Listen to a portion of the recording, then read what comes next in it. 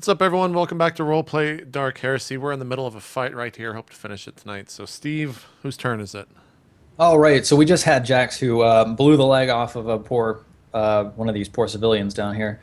It looks like it's Eli's turn next. There are 4 guys left in the fight. One of them is crawled behind a truck and bleeding. One of them has jammed his weapon, so they're both out. There are 2 las pistols at the bottom of the staircase. There are 2 las carbines about 50 meters away in this garage.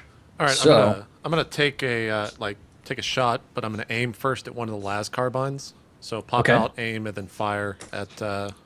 You're shooting with your hunting rifle? Shooting with the hunting rifle, yeah. Let me just check the range on that real quick. 150. 150? Yeah. Holy cow. All right. That sounds good enough to me. Roll those dice. All right. And you get plus 10 for your aim. All right. So I rolled a 17, so plus 10, that's a 7. Beautiful. And I have a 39. Yeah, so technically it was a 49 and 49. you got a 17. So let's see. That's a 71, which hits them in the right leg. These guys. What's with his face? Fuck legs, man. Am I right, guys? Am I right? Bullet magnets, man. I All hate right, legs. so I roll a 1d10 plus 3. I don't get any other bonuses, right? Correct. All right, and I rolled 6. 6 for the hunting rifle, which is an impact And weapon. its special rules is accurate. Does that add anything to it? Ooh, let's find out. Accurate. Oh, crap. That gets an additional plus 10 to the firer's ballistic skill when used with an aim action. This is in addition to So the bonus 59? granted for aim. Yeah. So that's awesome. You got like 4 degrees of success. I'm going to say that you get double damage from that Okay. because you were so accurate. All right. So that was 12, which just straight up knocks this guy, like, it basically blows a hole in his leg. Okay. He doesn't take any critical damage from it, but he is very obviously not going to be continuing fighting. Right. He shrieks and drops his las carbine. Tending to his missing leg. Yeah. Yeah. Drops his las carbine. Ow! Yep, absolutely. Oh! Good God! Engelbert, how many more grenades you got? I got The 3. lack of leg is painful. I've still got 3 frags left. What you gonna do with them? How many targets do we have? We have 3 targets total. 2 of them are at the bottom of the stairs, so not the spiral stairs, but the stairs down into the garage, and they're very close together. You could probably hit both of them with a grenade. Okay. Short fuse, Okay. I would think, on that one. And I will toss that one down the stairs, and I'll try and land it at their feet. Give me a ballistic skill check. All right. Let's get some legs. Let's do it. No. 49. Woo! I aimed that, didn't I? So I got a plus 10. I think you probably moved to be able to throw it. Did I? I don't recall doing that. Well, you were on the spiral stairs, right? I bounced it off the wall. Ah! To great effect, I see. Incredibly well, as it turns out. Yes. So roll 1d10. I swear to God, if TB kills. 2. Oh, crap. What's your ballistics bonus? That would be 3, I think. Awesome. be Yeah, 3. well, your grenade lands dead center where you intended to put it. Okay. Oh, thank fuck for Thank that. God. Every time he pulls out, Basketball player. I pull out a grenade. I'm just like, fuck, we're all dead. God damn it, TB. And it explodes. Okay, yeah, so the first one is obviously out of the fight. Like his clothing gets torn off, he gets thrown against a wall. He drops his last pistol and starts running, bleeding from just about everywhere on his body. The second one... What, naked? That's a bit embarrassing, isn't it? Yeah, it is very embarrassing, but Good not point. quite as embarrassing as TotalBiscuit, he is embarrassed. he is very embarrassed by this turn of events. Oh, no. It's a shameful bloody run. No one look at my wiener! Everybody is laughing at him as he goes Good. because of how naked he is. Okay, so explosive critical effects to the body. That was like 4 extra damage. Yeah, the explosion sends the target sprawling to the ground. He takes 1d5 levels of fatigue and is stunned for 1 round and must spend a full action to regain his feet. So 1d5 fatigue, 5 fatigue. The second guy is completely unconscious, bleeding out his life's blood as his friend runs. So, Fricks, there is officially one person left. He's He one of the ran last upstairs, Carbine guys, far at the end of the garage. He looks completely shaken. He is not going to be sticking around. What do you do? Well, I mean, I'm going to advance down the hallway into, I guess the larger room. But along the way, the guy that Engelbart hit that is down on the ground, I would just like to kick him on my way through the hallway. I thought you were running upstairs. Did you turn back around? I only took a couple of steps up the stairs. I assume I'm still sort of peering down the hallway, and I started advancing towards the hallway. But as I passed this guy, there's one turn of the stairs down to the landing, and then there's one flight of stairs down to where the guy is. So you can make it if you run. And he's running away? No, the Carbine guy at the other end of the hall, he is going to run away when it's his turn. Oh, the guy at the bottom of the stairs is unconscious. That's unconscious? Yeah. I can make it to that guy if I run? Yes, and you can also kick him. I'd like to do that. All right. So Fricks goes running into the garage, down the stairs, and on her way towards the bottom of the stairs, she kicks this guy who's sprawled against the wall, unconscious, bleeding from every orifice. And he kicks a grenade and it explodes and Fricks dies. A secret second grenade. Exactly. The magics of the tech priests. All right, now that you're at the bottom of these stairs, you've had a half action to run down the stairs. What are you going to do now? Well, I have nothing that can actually, I think that can actually hit him at that point. Yeah. So, I just like to survey the area and make sure that there's no one else coming, and also any other potential escape routes aside from where we just came in. Yeah. Okay. The only other exit, well, there's 2 other exits from this room. So there's the scaffolding that you came down. There is sort of a hangar door to the, if the scaffolding is facing into the room, then on the right-hand wall, there's a hangar door. And on the far end, there's the door that the other guys are coming through. If you go to... Opposite the scaffolding? Yeah, if you go to Roll20 real quick, I am going to draw you a quick little diagram. So here's the room. It looks while you're drawing this, just out of curiosity, do we see any more of these caskets? Are there the room filled with them, or is there... Yeah, absolutely. There's a whole bunch of caskets. Okay. Sort of piled in the back of these trucks. So, yeah, here's a truck there, and a truck here, and a truck here. This is not to scale, by the way. And then there's a double door here. These are steel doors. And then here is a large bay door that these trucks obviously are driving out. So there's that. And in here, there's a spiral staircase. Yeah. My beautiful artistic skills. So, Fricks, you are right about here at the bottom of the stairs. Okay. And here's this guy. He's like, oh shit. I mean, I will move up to the second truck undercover. Okay. Yeah. So that's going to be another run move, and that's going to spend your full turn. Okay. But you can get there. So, all right, it's the citizen's turn. He slams into the double doors and slams them open and goes running out, leaving his las carbine behind. Jax, your turn. So the room is cleared now? Yes. I'm going to walk down to the unconscious body guy. Yeah. Frisk him, so I'm going to check his body for anything of values. Yeah, okay. Do I find anything? You find a couple thrown gelt in his pockets. He's got 6 on him. Okay. Other than that, he's just wearing a standard array of basically laborer's clothing. Interestingly enough, as you're frisking him, you notice on the inside of his collarbone, just below his shirt line, he's got a tattoo of a black hammer Okay, so I see that. Make note of it. Yep. What kind of unconscious are we talking? Like unconscious, coma, gonna die, or is he just passed out? He's gonna be dead. You can tell his bleeding is slowing and his breathing is incredibly shallow. Okay, I am going to snap his neck. All right. He dies.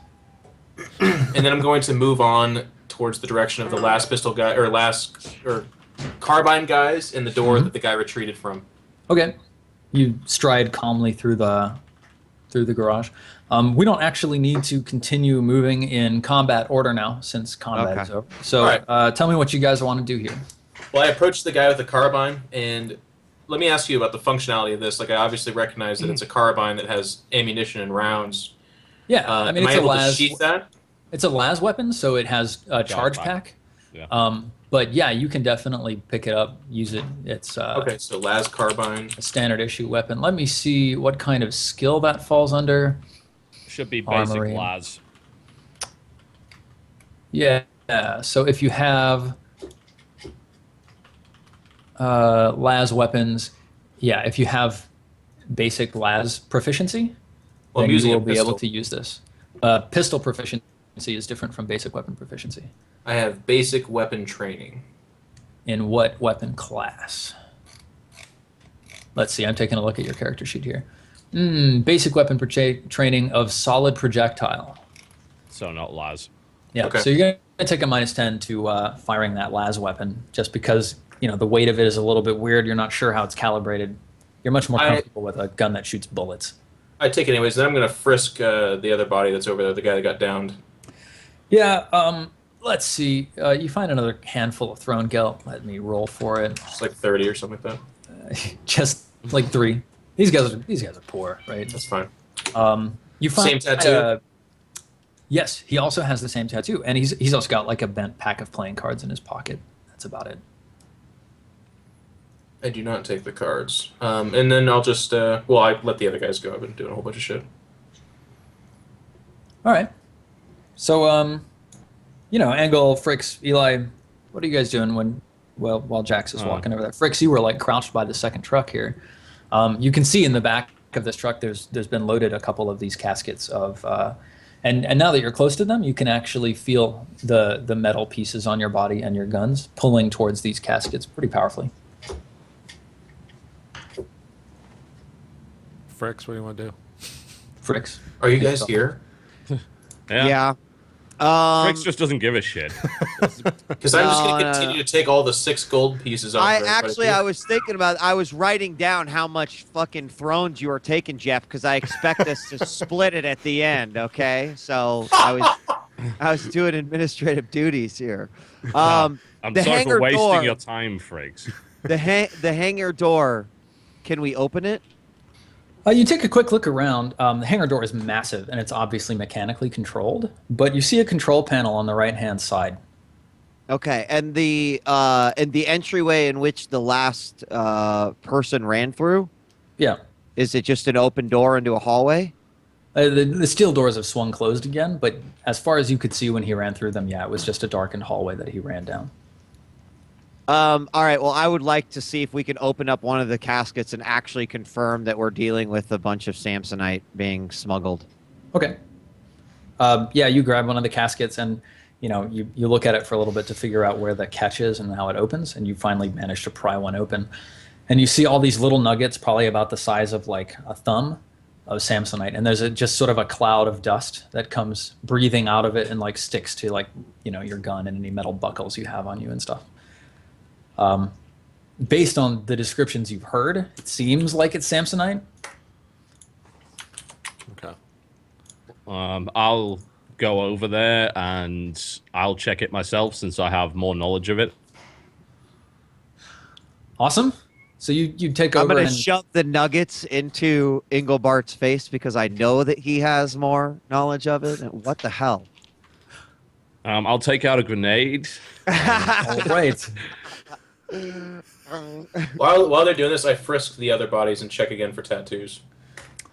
Let's see, how many guys are here? There was actually one guy left alive. Yeah, the guy that ran.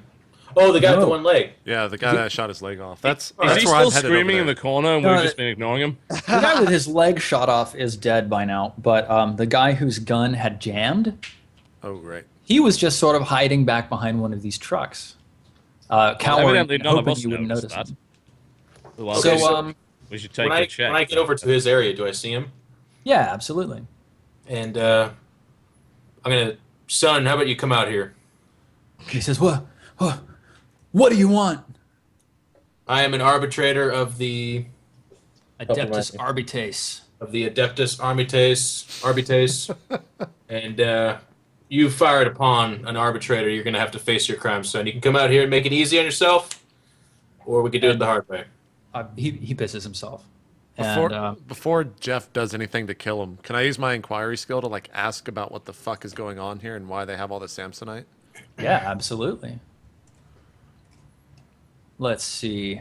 I'm wondering if inquiry is the right skill to use here. Would I guess interrogation be better? But inquiry is like not threatening, is right? Inquiry is kind of like your skill at asking around, picking up secrets and guarded information. Okay.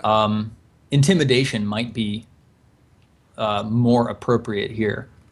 Jeff, do you have intimidation by chance? I do not. Just I know pissing I oneself gives plus 20 to an interrogation check, because it seems like it would be, you know? Yeah, he seems pretty He scared. seems a bit already. intimidated at this He, point. he is currently intimidated. It's true. Intimidation is a basic skill, so you can use it without needing it trained. I'll give you a plus 30 for the circumstances if you want to try it. What is that? What stat does that build off of?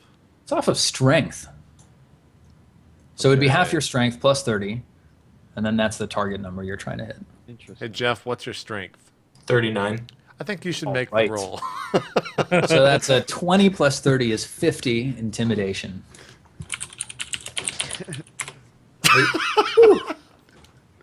Harsh. All right, well. That's just him intimidated by me, though. I'm not trying or anything like that. Yeah, Jax, you come over and you try to sort of threaten him, but he looks up at you and he says, I know Imperial law. I'm entitled to a trial. You can't threaten me." I pull out my arbitrator card, show Yeah. it to him, and then I say, "Son, I am the goddamn law." Yes.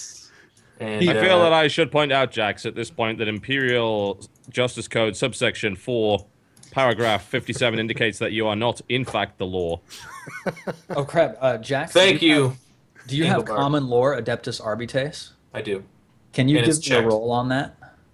It's checked as well, so I guess it's the roll 1d100 9. Oh my God, Jax, you recall that in fact Section 4, Code 11 states, when in circumstances of arbitrator acting on behalf of the Imperium, arbitrator is entitled to act as the entirety of the law. Yeah. Judge, jury, and executioner, man. I know my place. So I say, here's how it's going to go down. You're going to give us information on what happened here, and then I will convict you guilty, and you can serve out the rest of your body's existence as a servitor for the Adeptus Mechanicus, or I'm going to make you eat your hands, and then you'll die. Well, he scrambles up with his back to the truck, and he says, all right, I'll tell you what I know." That's mighty kind of you. I'm going to light an EHO stick as I just kind of walk closer to him. All right. What are you looking to get out of this guy? Son, we saw you guys loading Samsonite into that truck. You're going to tell us about the organization now. Well, we're a group of laborers. We're called the Malleum Ferrum, the Iron Hammer, and we're fighting for workers' rights. And how are you fighting for workers' rights by taking this precious commodity? This Samsonite belongs to the workers. We're the ones who dug it out of the earth. We're the ones who spill our blood, sweat, and tears bringing it up. And for what? For what? Zarya Theopoia doesn't give shit about us. She's the queen of this damn rock. All This would right. appear to be an incorrect assessment. It would appear that this Samsonite was designated for the tithing process, which indicates that it would in fact be the property of the Emperor, not in fact of the workers. He Thank sort you. of spits on the ground and he says, "Emperor, fa, what has the Emperor ever done for us?" I would like to immediately I- run up and grab the shirt of this. Well, Sounds like fucking heresy to me. The second he said, "What has the Emperor done for us?" I backhand him. Actually, All right. Yeah, you crack him across the face and he collapses to the floor. Roll 1d10. Or 1d5, actually. All right, so he only takes 1 damage. He's still awake. He sort of starts quietly sobbing into his hands. He says, "We just wanted to use it to build a better life." And then he just sort of collapses and sobs. who's in charge of this organization? And he sniffs and he says, I only know one man. That's all I know, I promise. I swear, I promise, I only know one. All right, give his name here, son. Shit. His name is Monselius. His name is Yurak Monselius. He's the dock foreman at Dock Delta 47. He's the one who got access to the cargo to be sent to the tithe ships. All right, you guys got questions for him? Nope. All right, let's. I'll be. Oh, go ahead. No. Okay, never mind. You're gonna come with us, son. Like I said, we're gonna get you on the next ship out of here. You're gonna be. You'll be a fine servitor, and then you'll learn what it is like to serve the Emperor. And he weeps and he says, "Oh, thank you, sir." He begins stumbling after you. Clearly delusional from loss of blood. No one in their right mind would thank for the opportunity to be a servitor. So strange. I guess if the alternative is eating your hands, you might. Or Yeah. dying, yeah. I don't know about that. Before we leave the room, the guy that I took the shot with the hunting rifle that was using the carbine rifle, is that carbine still here in the room? Yeah, it's clattered to the back wall of the room and it's lying there. All right, I'm just going to go collect that before we leave the room. All right, you grab it. And we're gonna. I'd like someone's to gonna ask him frisk a the question, bodies. by the way. Yeah, you can Yeah. ask for walking, I guess, right? Yeah, I guess I went and walk and talk. So, you mentioned that you wish to make use of the Samsonite in order to build a better life. One has to ask, what would a slightly magnetic malleable substance be used for in order to construct a so-called better life? What was the intention for this particular material? Where was it going?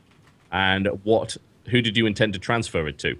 He says, "I'm sorry, I'm just a simple miner and a dock worker. I don't know. All I know is that we were promised better." Useless flesh heap. Oh, God.